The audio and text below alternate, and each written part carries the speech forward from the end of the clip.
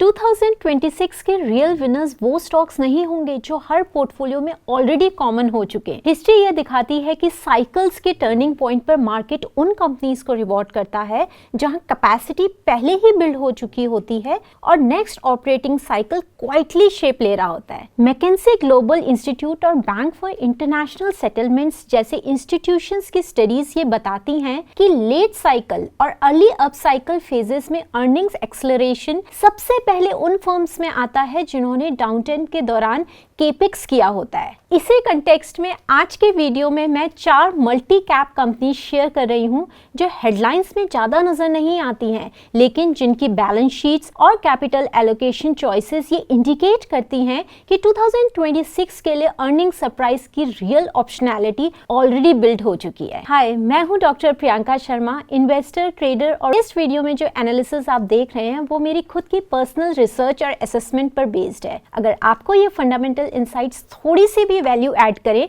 तो चैनल को सब्सक्राइब जरूर कीजिएगा। तो चलिए शुरू करते हैं। सबसे पहले बात करते हैं सिरमा एसजीएस टेक्नोलॉजी की। ये एक एंड टू एंड इलेक्ट्रॉनिक्स और मैन्युफैक्चरिंग सर्विसेज प्लेयर है जो डिजाइन से लेकर पीसीबी असेंबली, टेस्टिंग और बॉक्स बिल्ड सॉल्यूशंस तक का पूरा स्टैक कवर करता है। Company industrial electronics, automotive, EV, health care, consumer electronics, railways और आईटी हार्डवेयर जैसे मल्टीपल हाई ग्रोथ वर्टिकल्स में काम करती है। कंपनी के एनुअल रिपोर्ट्स के मुताबिक मैनेजमेंट का focus low margin consumer work से शिफ्ट होकर हायर मार्जिन इंडस्ट्रियल और ऑटोमोटिव सेगमेंट्स पर है। एक्सपोर्ट्स और डिफेंस इलेक्ट्रॉनिक्स जैसे न्यू वर्टिकल्स सिरमा को इंडियाज इलेक्ट्रॉनिक मैन्युफैक्चरिंग पुश का डायरेक्ट बेनिफिशियरी भी बनाते हैं। वैसे सिरमा को मार्केट आज भी लार्जली एक लो मार्जिन ईएमएस कंपनी के लेंस से देखता है, पर इंडस्ट्री रियलिटी काफी तेजी से चेंज हो रही है और ये सिर्फ ओपिनियन नहीं, डेटा बैक ट्रेंड है। गवर्नमेंट ऑफ इंडिया के ministry of electronics and IT और ईसा के रीसेंट रिपोर्ट्स के मुताबिक इंडिया का electronics manufacturing ecosystem clear transition phase में है। प्योर असेंबली से मूव करके डिजाइन लेड, हाई मैक्स और सिस्टम लेवल मैन्युफैक्चरिंग की तरफ। पीएलआई के पहले फेज ने इंडस्ट्री को स्केल बिल्ड करने में मदद की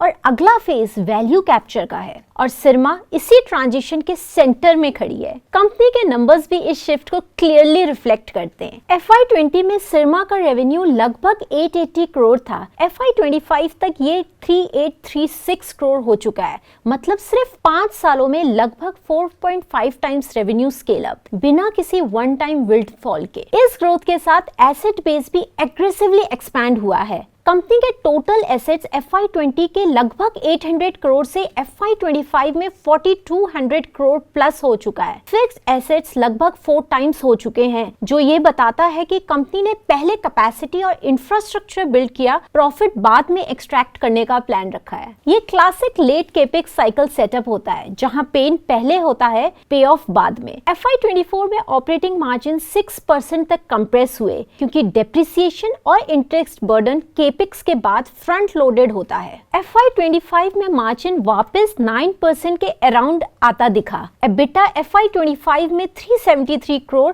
और TTM में 456 करोड़ के करीब है, जो क्लियरली सिग्नल देता है कि ऑपरेटिंग लेवरेज का बेस ऑलरेडी बन चुका है। 2026 का रियल ट्रिगर यहाँ हेडलाइन ग्रोथ नहीं बल्कि कैपेसिटी स्वेटिंग है। जैसे जैसे सिरमा का product mix higher value electronics की तरफ शिफ्ट करता है और यूटिलाइजेशन नॉर्मलाइज होती है, अर्निंग्स का कैचअप काफी शार्प हो सकता है। अब बात करते हैं कंपनी नंबर 2 की, which is KEI industries. KEI industries सिर्फ एक वायर्स एंड केबल्स कंपनी की कहानी नहीं है। KEI आज इंडिया के इलेक्ट्रिफिकेशन और इंफ्रास्ट्रक्चर बिल्ड आउट का साइलेंट बैकबोन बन चुका है। Power transmission, real estate, railways, renewables, data centres और इंडस्ट्रियल केपेक्स, जहां भी इलेक्ट्रिसिटी फ्लो होती है वहां KEI का प्रोडक्ट लगता है। सबसे पहले एक इंडस्ट्री ट्रुथ समझना जरूरी है। इलेक्ट्रिकल केबल्स का बिजनेस ब्रांड से नहीं, scale plus distribution plus execution discipline से जीता जाता है और इसी पॉइंट को इंडस्ट्री स्टडीज बार बार हाईलाइट करती है। नेक्स्ट फेज ऑफ ग्रोथ उन केबल मैन्युफैक्चरर्स के पास होती है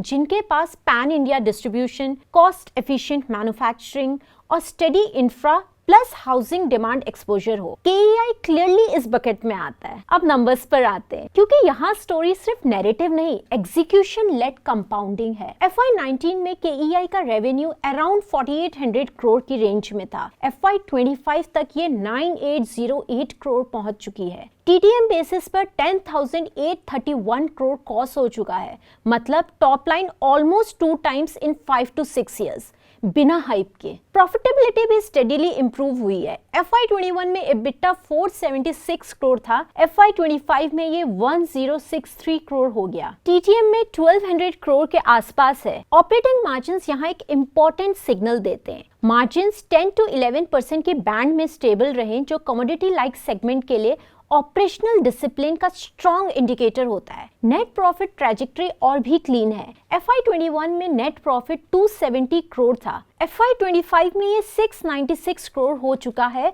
और TTM में 790 करोड़ के आसपास। EPS ग्रोथ इस कंसिस्टेंसी को और क्लियरली दिखाता है। FY21 में 30 के आसपास था, FY25 में ये 75.6 हुआ और TTM में 83 रुपीस के आसपास। ये बताता है कि ग्रोथ सिर्फ रेवेन्यू से नहीं, शेयर होल्डर अर्निंग्स तक फ्लो हो रही है। अब बैलेंस शीट एंगल समझना और भी इंपॉर्टेंट हो जाता है। KEI का डेट प्रोफाइल एक्सट्रीमली कंजर्वेटिव है। डेट टू इक्विटी सिर्फ 0.04 के आसपास है, almost debt free. Total assets FY18 के 2200 करोड़ से बढ़कर FY24 में 4650 करोड़ हो चुके हैं। Capital work in progress FY24 में 120 प्लस करोड़ है, जो इंक्रीमेंटल कैपेसिटी और डिमांड विजिबिलिटी का सिग्नल देता है, ना कि स्ट्रेस्ड एक्सपेंशन का। रिटर्न ऑन इक्विटी लगभग 12% के आसपास है, जो एक low leverage manufacturing led infra supplier के लिए हेल्दी माना जाता है। वैल्यूएशन यहाँ थोड़ा नुआंस्ड हो जाती है। इन्वेस्टर पर्सपेक्टिव से 2026 का रियल क्वेश्चन यहाँ बिल्कुल सिंपल है। क्या इंडिया का power capex, housing cycle, railways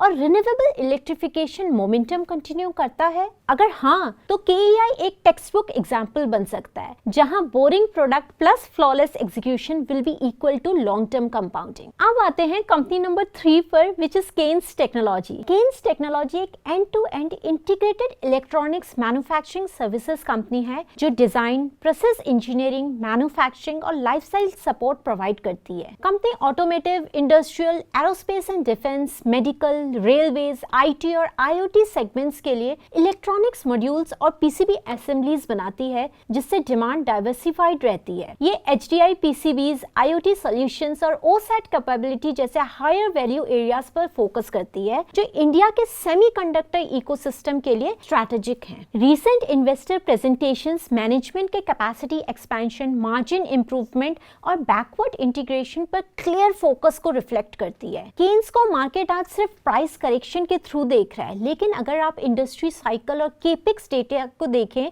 तो पिक्चर काफी डिफरेंट दिखती है। इलेक्ट्रॉनिक्स मैन्युफैक्चरिंग सर्विसेज ग्लोबली एक लेट साइकिल बेनिफिशियरी इंडस्ट्री होती है। जब OEMs और गवर्नमेंट्स पहले कैपेसिटी प्लान करते हैं, फिर यूटिलाइजेशन रैंप अप होता है। इसको सपोर्ट करता है मैकेंजी ग्लोबल इंस्टीट्यूट के इलेक्ट्रॉनिक्स मैन्युफैक्चरिंग आउटलुक, जिसमें क्लियरली मेंशन है कि India is entering system level EMS phase, जहां वैल्यू सिर्फ PCB असेंबली में नहीं, बल्कि defence electronics, EV power modules, industrial automation और एम्बेडेड सिस्टम में शिफ्ट होती है। केन्स इसी स्वीट स्पॉट में ऑपरेट करता है। नंबर्स भी इस शिफ्ट को स्ट्रांगली बैक करते हैं। FY20 में केन्स का रेवेन्यू सिर्फ 370 करोड़ था, FY25 तक 2829 करोड़ हो चुका है और TTM बेसिस पर 3341 करोड़ के करीब है, मतलब 5 साल में almost 9% revenue scale up. EBITDA भी FY20 के 43 करोड़ से बढ़कर FY25 में 518 करोड़ और TTM में 638 करोड़ हो चुका है। मार्जिन्स का बिहेवियर भी इंपॉर्टेंट सिग्नल देता है। ऑपरेटिंग मार्जिन्स FY25 में 15%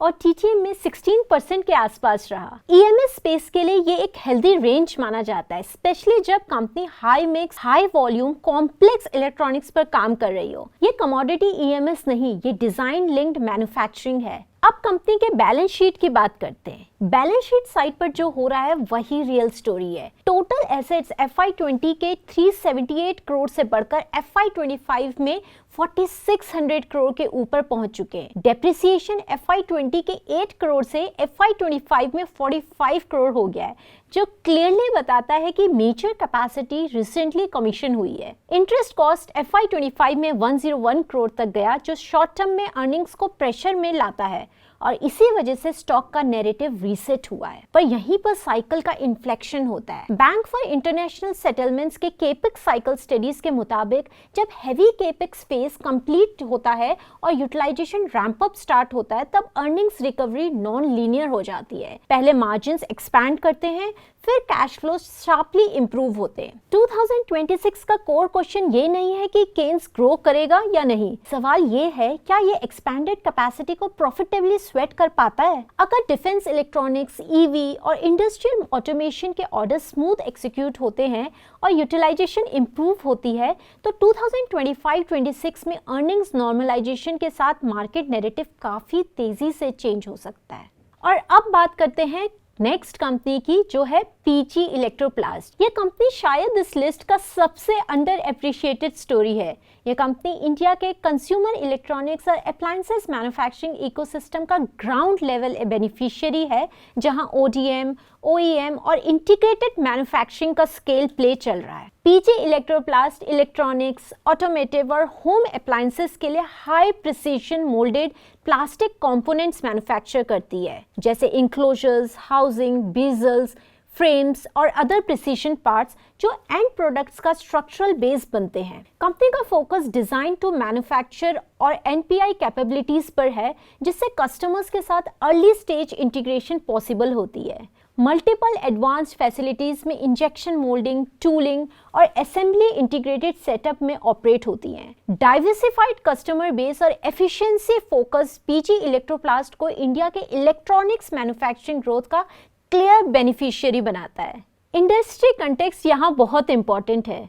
PLI स्कीम, चाइना +1 शिफ्ट और राइजिंग डोमेस्टिक अप्लायंस डिमांड पर मल्टीपल रिपोर्ट्स हैं, इंक्लूडिंग EY और नीति आयोग मैन्युफैक्चरिंग आउटलुक। ये क्लियरली हाईलाइट करते हैं कि नेक्स्ट 3 to 5 साल में अप्लायंस और इलेक्ट्रॉनिक्स मैन्युफैक्चरिंग में स्केल विनर्स वही होंगे जो एग्जीक्यूशन प्लस बैलेंस शीट दोनों मैनेज कर पाए। PG इलेक्ट्रोप्लास्ट उसी कैटेगरी में फिट होता है। नंबर्स यहाँ लिटरली स्क्रीम कर रहे हैं। FY21 में PG इलेक्ट्रोप्लास्ट का रेवेन्यू लगभग 700 करोड़ था।